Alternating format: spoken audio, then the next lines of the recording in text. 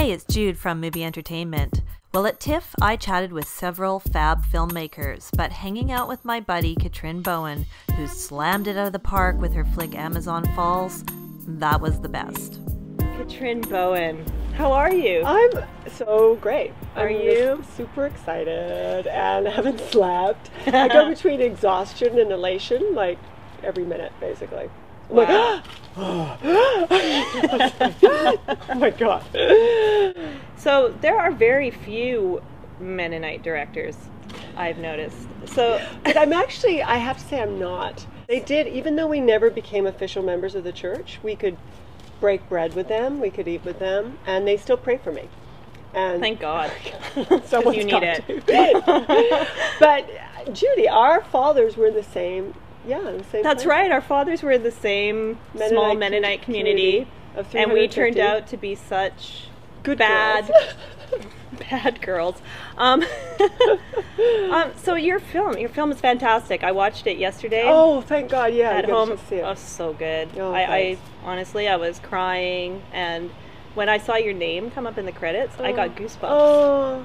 Oh, Judy, you're making me. Isn't that weird? Yeah. I did. I was like, oh my God, this is such a good film, and it's Katrin's film. Yeah, it's fantastic. So, how long have you been waiting to tell this story? Well, you know what's interesting? Not very long, because I was supposed to do a comedy. And it fell through. I was in prep for a comedy for 2 years, basically. And I was storyboarding. I even had music picked for the characters because I had so much lead time. And when that fell through, I said, I've got to write something because I've got all this cast and crew ready to go. But in a month, they're going to be working somewhere else. Right. So I brought my student, Curry, and I said, you got to tell this story because you're a 6'7" rugby playing, hunter that goes to death metal concerts. And I don't want this is your writer, screenwriter. Yeah, Curry Hitchborn. So he and I banged it out in 2 weeks. But it's something I was thinking about because I was mentored by a group of women that the Jana character sort of embodies all those women. And one of those women that was a friend of mine and had mentored me at that period of time in my life recently died, and it was in the news, and it just sort of made me start thinking about that period of life again.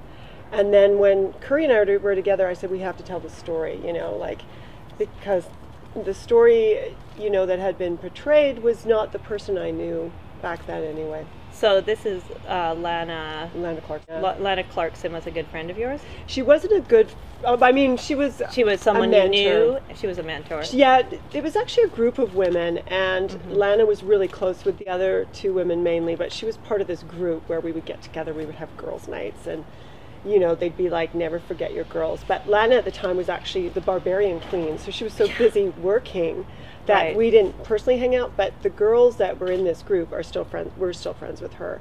One of them was actually working with her the night she died.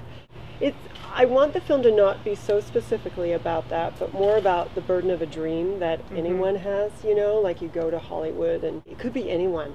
Yeah. And that's why I was very careful in the film to not be very specific about it. The dream is kind of this entity. It's this blob that's not defined. She is kind of every screen goddess, right? Yeah. She's Marilyn at the end. She's Jean Harlow. She's Paris Hilton. Right. She's she's fame, is what she's wannabe fame, which is even scarier, I think, than fame. Oh, yeah. Because I think I don't know, I'm not famous, but I think... Oh, yes, you are. On your way. Don't turn into a douchebag, please. I try not to. Okay. You'll keep me solid. I'll keep you grounded. Yeah, I'm like, this is the Mennonites calling, and we're praying for you because you turned into a douche. I think that's what fame is, too, is if you've never had it, you're like, it must be so perfect. But really, is it? And I think people that have got fame... maybe they realize the reality of it and they go, ooh, actually, this is a lot of hard work, and now I can't bring my children to the grocery store. Yeah. Right? The reality is not. Yeah, I can see that sucking, although the money would be nice. Right. So does it surprise you that so many reviewers, men, find your male characters so difficult to believe? It's interesting because I think... I've been thinking about this a lot. Even when William B. was asked to play Calvin, he was like, this doesn't exist, does it? And I said, I wish it didn't. Yeah. But these characters could be men or women, and I'm really careful to say that, you know, I'm a woman, and so this was my experience. I had these kind of men coming after me.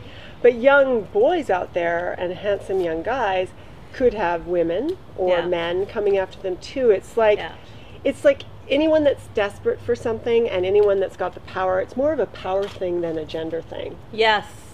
Yeah. But maybe if someone connects a little to it and went, ooh, one time I was a bit of a power person to someone that was weaker, then they might get a little angry because they'll go, this doesn't exist. Well, it does because it's me, right? Yeah, right. And so that's one thing I'm really, I want to come across is that this is more a power struggle than... It just happens that the men have the power for the most part in this film. Yeah, and in my world at that time in B movies, they did, and I was a woman. Like if I was a man, I think maybe I would have found different kind of power struggles. Who knows? Maybe there'd be someone like, you or I go, take off your pants, you know. Do my dishes naked. Yes, and then you could have, exactly, then you could have the part. So I think it's more about power than anything. And you know, a lot of men have actually really responded well to it. I think the most powerful part are those small moments where April or Jana is looking in the mirror and she's trying to get her mojo up. Holy, I've done that. Yeah, right. You know, and just like, okay, it's okay. You can. Yeah. And oh my God, and it's like everything's you know, you really have to admire her. I mean, it's almost as though, you know, if she were selling something other than herself, you know. Great, right? If she was selling Amway or anything other than, you know, her turning 40 self in Hollywood where they want, you know, 12-year-olds. And especially in B movies too, because B movies is a young person's game. I mean, I used to do it. I've got a torn hip. I've got a broken ankle 4 times. Because you're a stunt woman as well, right? Right, because I went right into that afterwards, right? And your body, I mean, you know, I just turned 40. You've never guessed. No, honey, I had no idea. I was 25. Okay. Like, so you were a like a B movie queen for a little while, right? Mini queen. I was kind of like the third Amazon from the left, which is which is probably why I mean, it's kind of a blessing that I wasn't the queen Amazon. Queen. Like Lana was barbarian queen. She was that. I was, you know, Katrina, the third Amazon that battled it to the death for evil Dundor. You know, so I wasn't the lead. And I think that probably saved my life, because I think if I had been the lead, maybe I would have kept pursuing it because it was more attainable. Whereas I realized, God, you know, I'm kicking and punching and I'm still third Amazon from the left, you know. Was that audition process in the film very typical of, really? Yeah, yes. Could you do that with a Russian accent? You're a robot. And by the way, there's nudity. By the way, you'll be naked.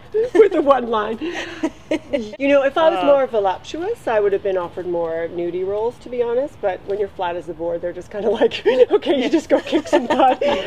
How her relationship with her parents was conveyed so succinctly, like, you know, oh, that's okay, they're just on the phone and you never heard their voices, but, you know, it was her birthday, a lot of it was about her birthday, and no, you only missed it by a day. Right. Said that to her mom and thought, oh my God, it was heartbreaking. And I think there's a lot of pressure from mothers that their daughters be what they never were. Right. And, you know, I see it with a lot of my friends. And, you know, where they want them to be the beauty queen or the actress. Like April, who plays Jana, at the age of 13 was shipped to Japan to be a model. Oh my God. You see it with athletics too, with Olympics. Yes. It's really hardcore, and, you know, you're killing them sometimes, right? Yeah. So, yeah, I really wanted to convey how important it was for the Jana character to always get the mother's approval.